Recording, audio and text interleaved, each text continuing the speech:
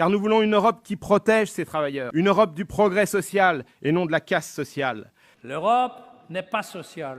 Faisons l'Europe plus sociale. Nous voulons en faire l'Europe des travailleurs, contre l'Europe, comme on dit, l'Europe marchande, l'Europe des profits.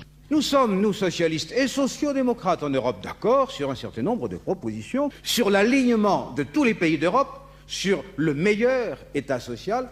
La question est de savoir si on va harmoniser vers le bas ou vers le haut.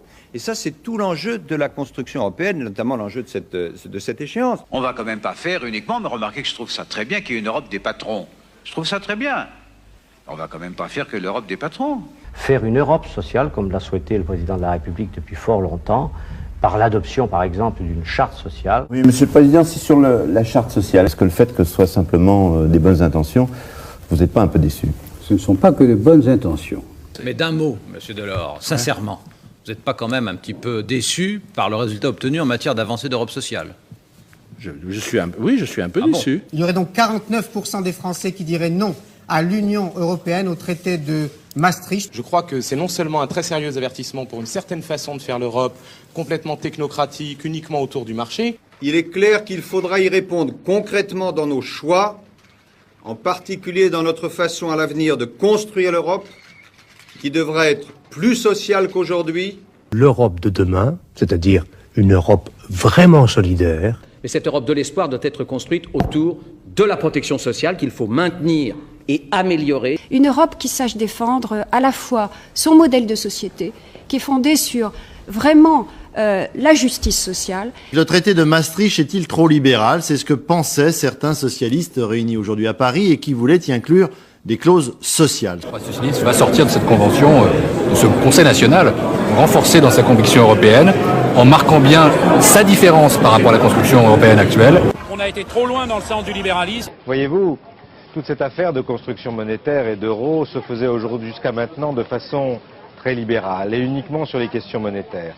Et Lionel Jospin avait beaucoup insisté pour qu'on s'occupe d'autre chose. Faire sa place au social dans la bataille économique que l'Europe doit conduire. L'Europe doit être bien sûr un marché sur lequel il doit y avoir des règles, des normes, et notamment au plan social. En Europe, nous sommes dans 11 gouvernements sur 15. À la tête de 11 gouvernements sur 15. Donc nous sommes en capacité de changer cette Europe-là, justement de la mettre sur de nouveaux rails. Et ceux qui trouvent aujourd'hui que cette Europe, elle est trop libérale, ont raison. La priorité, c'est l'Europe sociale. Et concrètement, ça veut dire quoi pour nous? Ça veut dire qu'on doit se fixer une série de critères de convergence sociaux. C'est l'Europe des droits sociaux, bien sûr, mais c'est aussi l'Europe d'un ensemble de sujets comme les services publics qui doivent être au cœur de la construction européenne, en tout cas pour quelqu'un comme moi. Ce modèle social européen, il est absolument essentiel pour convaincre nos peuples. Aujourd'hui, la grande question sur le plan social, est-ce que le traité est un progrès? Il est un progrès. Ce qui veut dire que dans ce texte, il y a aussi des mécanismes pour continuer à réguler l'Europe et pour défendre le modèle social français. Vous ne pouvez pas dire que la Charte des droits fondamentaux, c'est pas un progrès considérable.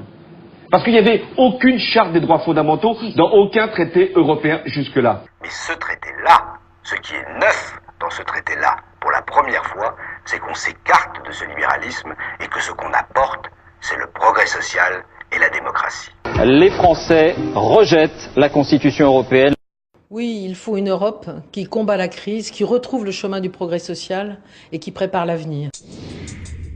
On a besoin d'une Europe aussi qui soit plus solidaire, parce que il faut davantage de justice et de justice sociale. Mais il doit y avoir aussi une dimension sociale, avec une coordination des politiques sociales. Pour mener à bien cette coordination, des indicateurs vont être définis. Le président de la République doit se sentir soutenu, pleinement soutenu, pour toutes les initiatives qu'il a prises pour réorienter l'Europe dans le sens de la croissance, mais aussi d'une Europe qui soit beaucoup plus sociale et plus solidaire. Bref, nous voulons une autre Europe.